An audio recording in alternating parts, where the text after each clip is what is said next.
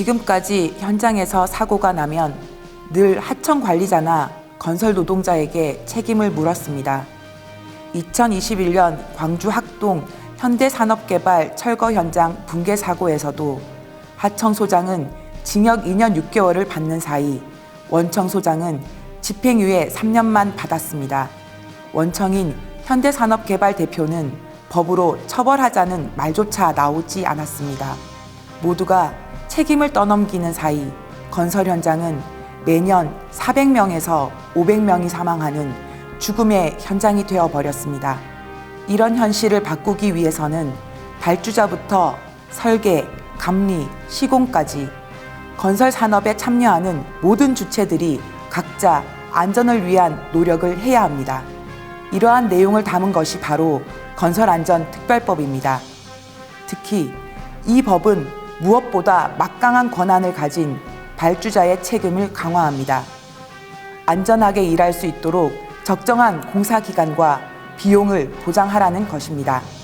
특히 산업안전보건법의 보호를 받지 못하는 건설기계 노동자도 사고가 나도 발주자와 원청이 책임지도록 했습니다. 애초에 이 법은 2020년 4월 경기도 이천 한 익스프레스 물류창고 화재 참사로 38명이 사망하면서 추진되었습니다. 당시 국토교통부가 사고 직후 입법 추진했던 법안입니다. 그런데도 국회 공청회 한 번만 진행됐을 뿐 아직까지 감감무소식입니다. 이번 국회 임기 내에 반드시 통과될 수 있도록 건설노조가 앞장서서 투쟁합시다.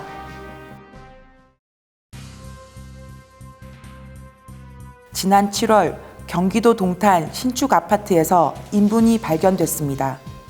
왜 이런 일이 일어난 걸까요? 우리가 보는 건설 현장의 모습입니다. 현장에 화장실, 식당, 탈의실 등 편의시설 설치는 법적 의무사항입니다. 하지만 몇 개를 어디에 어떤 크기로 설치해야 한다는 기준이 없습니다. 수백 명이 일하는 현장이라도 변기 하나, 천막 하나만 달랑 설치하면 된다는 겁니다. 건설노조가 수도권 LH 현장 23곳을 조사한 결과 평균 172명의 노동자가 화장실 2.5개를 사용하는 것으로 나타났습니다. 우리나라와 달리 호주와 영국은 법으로 인원에 대한 화장실 개수를 정해놓고 있습니다. 건설노조는 아파트 건설 현장에서 화장실과 휴게실을 최소 3개 층마다 설치하라고 요구하고 있습니다. 건설 노동자의 기본적인 휴식과 인권을 보장해야 인분 사태와 같은 충격적인 일이 다시 발생하지 않을 겁니다.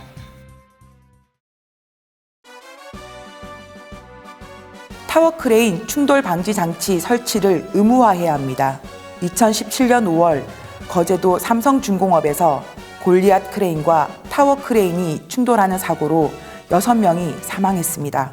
이후 노동부는 산업안전보건법 시행규칙으로 충돌 방지 장치의 설치를 규정했습니다. 그런데 이 규정에는 구체적인 내용이 하나도 없습니다. 무전기 하나만 던져주고 다 된다는 식입니다. 시행규칙을 개정해서 구체적인 규정을 만들어야 합니다. 규격의 소형 타워 크레인을 규제하고 조종실 설치도 의무화해야 합니다. 2020년 7월 1일 건설노조의 요구로 소형 타워 크레인 세부 규격이 만들어졌습니다. 하지만 실제로는 규격에 맞지 않은 소형 타워도 조종실 없이 가동되고 있습니다. 작업 바닥 면에서 운전하는 타워 크레인은 그러하지 아니하다, 이런 조항이 있기 때문입니다. 하지만 이 조항은 실내 크레인이나 산업 현장에 고정된 크레인으로만 한정되어야 합니다. 건물 형상마다 작업 현장이 달라지는 건설 현장에는 해당되지 않습니다. 이 규칙에 부합하지 않는 타워 크레인에는 모두 조종실을 부착해야 합니다.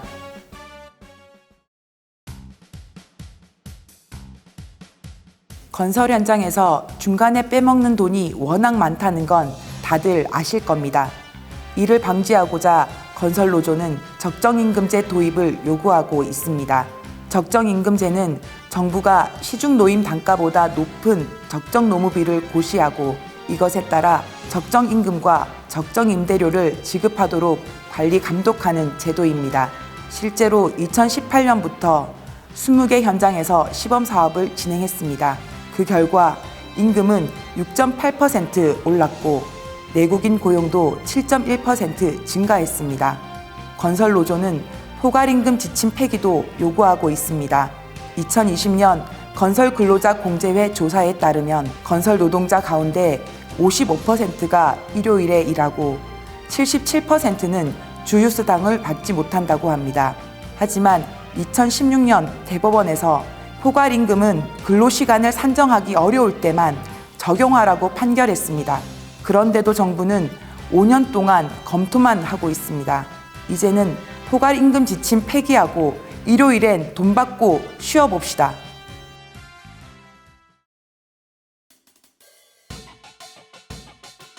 올해 초처럼 기름값이 폭등하면 우리 건설기계 노동자들의 소득은 떨어집니다.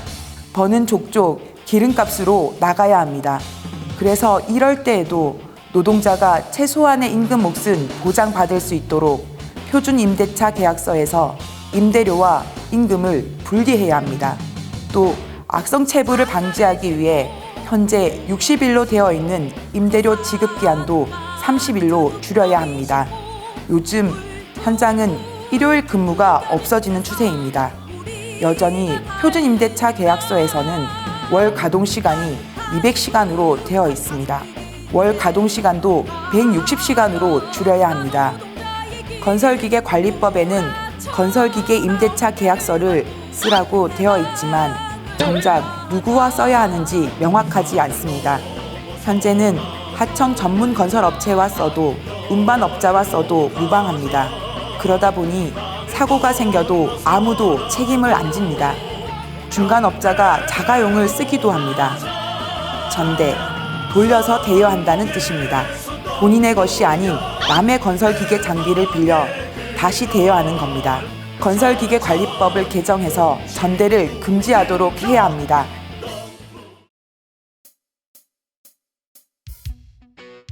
배전 현장에서는 여전히 불법 하도급이 판치고 있습니다.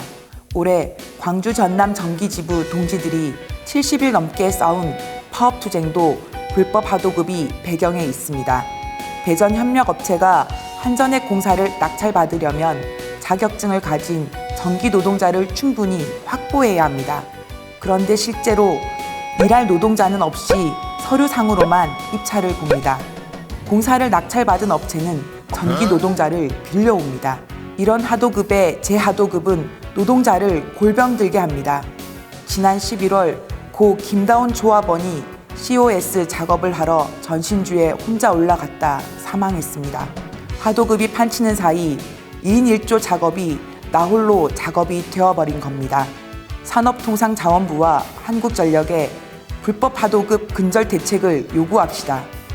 실질적인 사용자인 한전이 자기 책임을 다해야 합니다. 민주노총 건설노조는 지난 10월 10만 총파업 실천단을 발족했습니다. 실천단을 중심으로 법제도 개선 요구 투쟁을 힘차게 진행했습니다. 전국을 돌아다니며 개혁 법안에 반대하는 의원실 앞에서 선전전도했고 정부 청사가 있는 세종시에서 법안을 만드는 국회 앞에서 투쟁을 벌여냈습니다. 11월 12일에는 4만이 모여 힘찬 노동자의 기세를 보여주기도 했습니다. 이제 그 투쟁의 정점을 찍고자 합니다. 11월 22일 화요일 서울로 모입시다. 국회로 모입시다. 건설안전특별법 제정, 건설노동자 개혁입법 쟁취를 위해 건설노동자가 인간답게 살 수 있는 세상을 만들기 위해 함께 힘차게 투쟁합시다. 보아라, 현대의